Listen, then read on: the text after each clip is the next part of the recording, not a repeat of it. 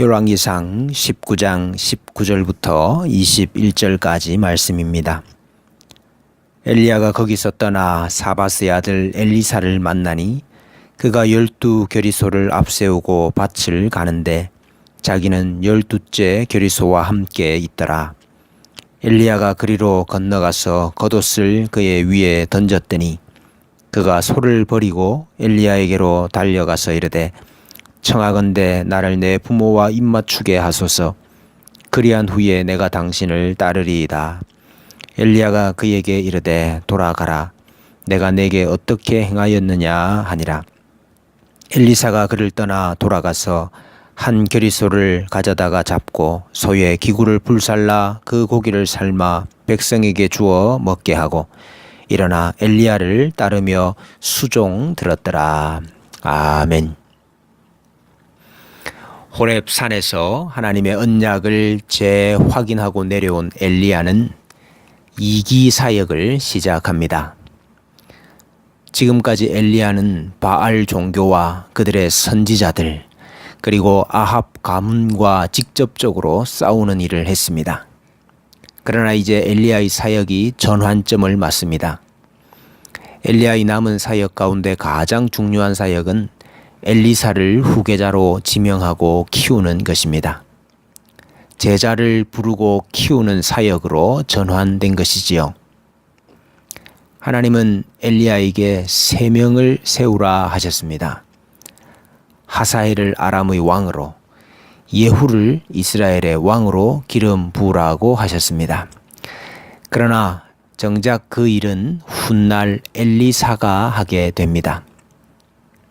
선지자를 통하여서 하나님의 말씀을 통하여서 심판과 구원의 사역을 행하신다 하는 것을 보여줍니다. 엘리야는 나만 남았습니다 라고 했지만 홀로 싸우는 것이 아니었습니다. 하나님은 엘리야에게 엘리사를 주십니다. 엘리야는 내 하나님은 여호와이시다 하는 뜻이지요. 엘리사는 내 하나님은 구원이시다. 내 하나님은 구원자이시다 하는 뜻입니다. 엘리야를 이어서 엘리사를 통해 구원의 역사를 이루어 가시는 하나님을 보게 됩니다. 엘리야가 엘리사를 만났을 때에 엘리사는 12겨리소를 앞세우고 밭을 가는 중이었습니다. 밭을 갈고 있었다 하는 것은 단비가 내려서 땅이 부드러워졌다는 것을 의미합니다.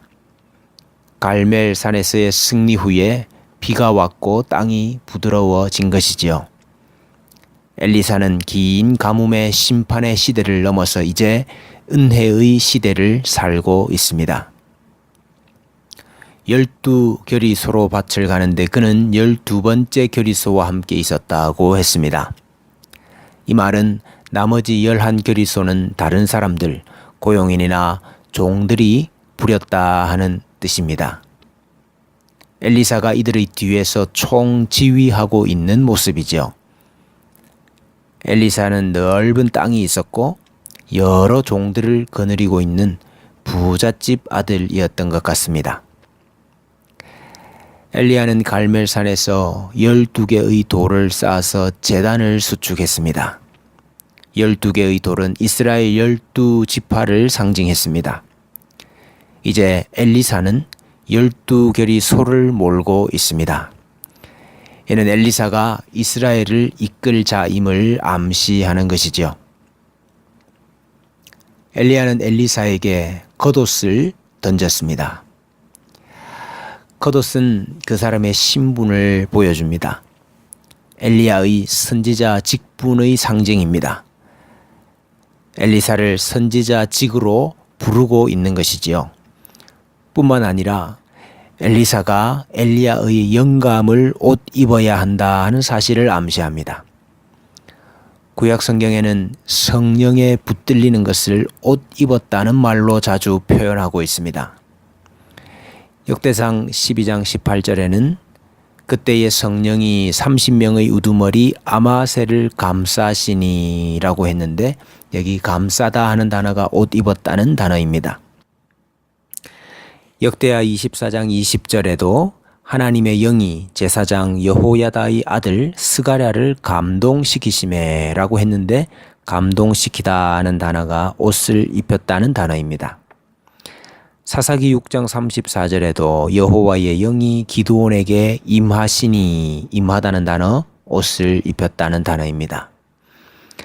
훗날 엘리야가 승천을 하면서 엘리사에게 자신의 겉옷을 넘겨줍니다.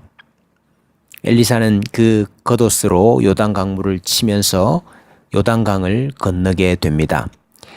엘리야의 제자들은 그 모습을 보고 엘리야의 영이 엘리사에게 머물렀다는 것을 알았습니다. 여리고에 있는 선지자의 생도들이 저를 보며 말하기를 엘리야의 영감이 엘리사 위에 머물렀다 하고 가서 저를 영접하고 그 앞에 엎드렸다고 했습니다. 그러므로 엘리야의 겉옷은 성령의 감동과 은사를 상징합니다. 엘리사는 선지자적인 직분을 수행하기 위해서 엘리야의 겉옷을 입어야만 합니다. 엘리야처럼 성령으로 옷 입어야 한다는 것이지요. 엘리사가 선지자로서 평생 사모해야 할 것이 무엇인지를 분명히 보여주고 있습니다. 엘리사는 엘리야의 겉옷을 보고 주저없이 소를 버리고 엘리야에게로 달려갔습니다. 이렇게 즉각적으로 엘리야를 따르는 것은 엘리사에게 평소 말씀에 대한 사모함이 있었기 때문일 것입니다. 영적인 갈증이 있었기 때문일 것입니다. 나를 내 부모와 입맞추게 하소서. 그리한 후에 내가 당신을 따르리이다. 돌아가라. 내가 내게 어떻게 행하였느냐. 이 말은 엘리사를 부른 이가 엘리야가 아니라 하나님이시다 하는 의미입니다. 만일 엘리사가 소명을 받은 것이라면 스스로 판단해야 할 것입니다. 본문은 엘리사가 부모에게 작별 인사를 했는지는 명확하게 말하지 않습니다. 단지 엘리사는 한결이 소를 취하여 잡고 소가 매든 멍에를 불살라서 그 고기를 삶고 백성들에게 나누어 줍니다. 일종의 작별 만찬입니다. 이제 그곳에서의 엘리사의 임무는 끝났다 하는 것입니다. 그리고 일어나 엘리야를 따르며 수종 들었다고 했습니다. 수종 들었다는 말은 여호수아가 모세를 섬길 때 사용했던 단어이죠. 여호수아가 모세의 수종자가 된 것처럼 이제 엘리사가 엘리야의 수종자가 된 것입니다. 엘리야 시대에 온전한 심판과 승리가 주어지지 않았지만 하나님은 엘리사를 통하여 그 일을 준비하고 계십니다. 그렇습니다. 반드시 우리 시대에 모든 것이 다 이루어지지 않을 수도 있습니다. 짧은 한 시대를 사는 우리들은 당장 우리 눈에 보이는 것을 가지고 성공했다, 실패했다, 이루어졌다, 이루어지지 않았다 라고 말합니다마는 하나님의 구속의 역사는 우리 시대에 국한되는 것이 아닙니다. 엘리사, 내 하나님은 구원이시다. 하나님께서 구원하신다 하는 시대가 반드시 올 것입니다. 엘리야, 엘리사, 대를 이어서 구속의 역사를 행하신 하나님께서 우리에게도 반드시 구원을 베푸실 줄로 믿습니다. 믿음의 역사가 대를 잇게 하시고 말씀의 능력이 대를 잇게 하시고 이를 위해 우리 후손들이 성령으로 충만하여 질 줄로 믿습니다. 엘리사는 주의 영으로 옷 입어야 했습니다. 여호수아가 모세의 후계자가 된 것도 그 안에 주의 영이 머무는 자였기 때문이었습니다. 우리도 주의 영으로 옷 입기를 원합니다.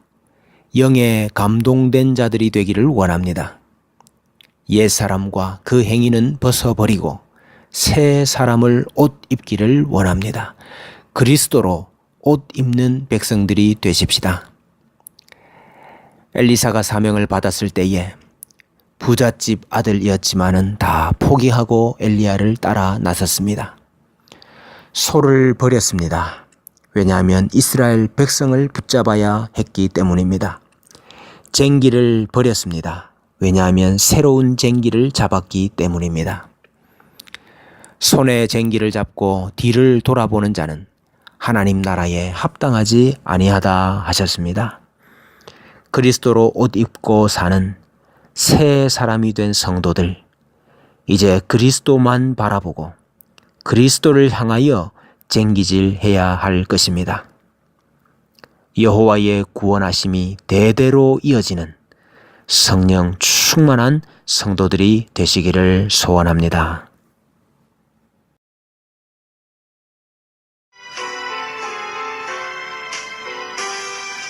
불길 같은 주성령 간구하는 우리에게 지금 강림하셔서 영광 보여주소서.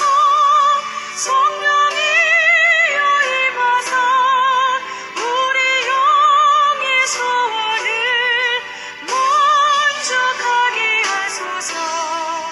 기다리는 우리에게 불러 충만하게 하소서. 주의 재단 뿌리에 우리 몸과 영혼과 우리 가진 모든 것 지금 바치옵니다. 성령이여 임하사 우리 영의 소원을 만족하게 하소서. 기다리는 우리에게 불러 충만하게 하소서. 모든 것 다 바치고 뛰고 빈 내 마음에 성령 충만하도록 주여 채워주소서. 성령이여 임하사 우리 영의 소원을 만족하게 하소서. 기다리는 우리에게 불러 충만하게 하소서.